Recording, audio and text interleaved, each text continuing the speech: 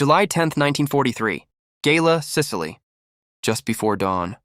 The sea is black, the air thick with diesel fumes, and the only sound louder than the crashing waves is the thunder of Allied naval guns. Inside a crowded landing craft, American soldiers grip their rifles in silence. Some whisper prayers, others simply stare at the beach ahead, knowing that within minutes, many of them will be fighting for their lives. But high above the invasion fleet, another battle is already unfolding. Hundreds of GAR C-47 transport aircraft roar across the Sicilian sky as green lights flash inside the aircraft. American paratroopers leap into the darkness one after another. Strong winds scatter them across miles of enemy territory. Instead of landing together, they find themselves alone or in tiny groups of just 3 or 4 men deep behind German lines. To most armies, this would have meant disaster. For these soldiers, it was exactly what they had trained for. Armed with M1 Garand rifles, Thompson submachine guns, grenades, and explosives, they begin attacking bridges, cutting telephone wires, ambushing supply convoys, and destroying roadblocks. German commanders receive frantic reports from every direction. American paratroopers north of Gela. Enemy troops attacking from the hills. Roads blocked. Communications lost. No one can determine how many Americans have landed. A squad of 6 men appears to be an entire company. Small groups strike, disappear into the countryside, then attack again from somewhere completely unexpected. The confusion spreads faster than the invasion itself. What catches the Germans' attention isn't just the soldiers. Aggressive tactics, it's their unusual uniforms. Their oversized jump trousers bulge with ammunition, grenades, medical supplies, and demolition charges. To German troops, these Americans look different from every other Allied soldier they have faced. And before long, stories begin spreading through German ranks about fearless American paratroopers who seemed impossible to stop. Many would later remember them by a nickname that perfectly matched their reputation: the Devils in Baggy Pants. But who were these men? And did they truly earn the fear that surrounded their name? That story begins long before the beaches of Sicily, on a mountain in Georgia, where only the toughest volunteers could survive. Toward Camp Takawa, Georgia, USA. Long before they terrified German soldiers in Europe, these men were ordinary Americans. They were farmers, mechanics, factory workers, college students, and athletes. But they all volunteered for one of the most dangerous jobs in the U.S. Army, becoming a paratrooper. The first lesson wasn't about jumping from airplanes. It was about endurance. Every morning, the recruits ran up and down the Currahee Mountain, 3 miles up, 3 miles down. The instructors pushed them until their legs gave out and their lungs burned. If one man fell behind, everyone paid the price. Many quit within days. Only the toughest stayed. Next came parachute training, standing inside a C-47 transport aircraft. With the door wide open was enough to make even the bravest soldier hesitate. At the signal, they had only one choice: jump. Again and again, until fear became instinct. But what truly made these men different wasn't just their training. It was how they were expected to fight.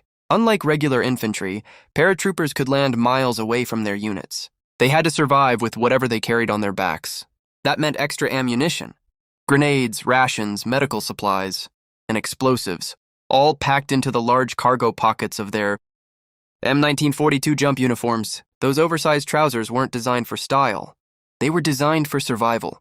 Every pocket could mean the difference between completing the mission or running out of ammunition behind enemy lines. Soon, those baggy pants became one of the most recognizable symbols of the American Airborne.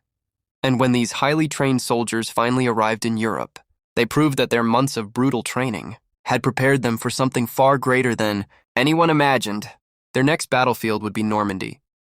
There, on the longest day of the war, the Devils in Baggy Pants would face their greatest challenge yet.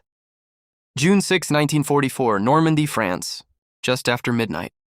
The engines of hundreds of Sound-47 transport aircraft shake the night sky as thousands of American paratroopers fly toward Nazi-occupied France. Their mission is one of the most dangerous of the entire D-Day invasion.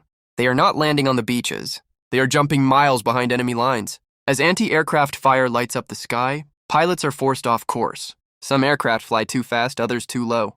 When the green light flashes, many paratroopers jump into complete chaos. Some land in flooded fields and drown under the weight of their equipment.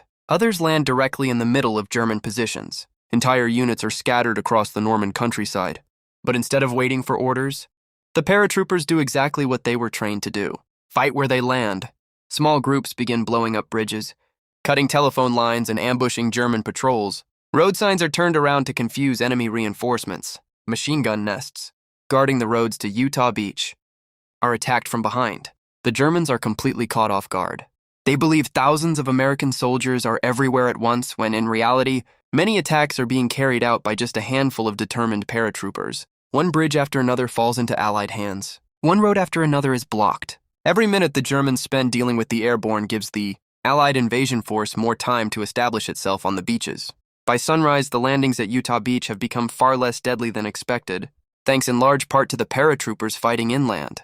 The men in the baggy jump trousers have once again done what seemed impossible, but the war is far from over. Within months, they would face one final test, a brutal winter battle where they would be surrounded, outnumbered and ordered to surrender. Instead, they chose to fight. December 19th, 1944, Bastogne, Belgium. Snow blankets the forests of the Ardennes as exhausted. American paratroopers climb off trucks into freezing temperatures. Many expected a few days of rest after months of fighting. Instead, they are rushed straight into one of the war's most desperate battles.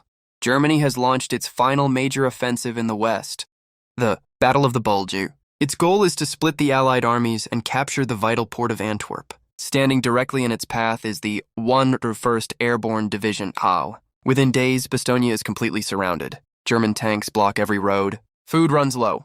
Medical supplies begin to disappear. The soldiers dig foxholes into frozen ground so hard that shovels barely work. Nights are brutally cold, and many men have no proper winter clothing. Yet no one talks about giving up. Then on December 22nd, a German delegation approaches under a white flag. They deliver a message demanding the Americans surrender or face total destruction. The reply from acting commander, Brigadier General Anthony McAuliffe is just one word: nuts. The answer spreads through the entire division, lifting morale instantly. Soon, German tanks begin attacking from every direction. Bazooka teams hide behind ruined buildings, waiting until enemy armor comes within range. Machine gun crews fire until their barrels overheat. Artillery crashes down so close to American positions that exploding shells shower both sides with dirt and shattered trees. For days, the paratroopers hold their ground. Then, on December 23rd, the skies finally clear. Hundreds of Allied transport aircraft appear overhead, dropping food, ammunition, medicine, and winter supplies by parachute. It is exactly what the defenders need to keep fighting. A few days later, General George Patton's Third Army breaks through the German lines and reaches Bastogne. The siege is over. Germany's last great offensive has failed. The men once surrounded on every side have become legends. But one question still remains.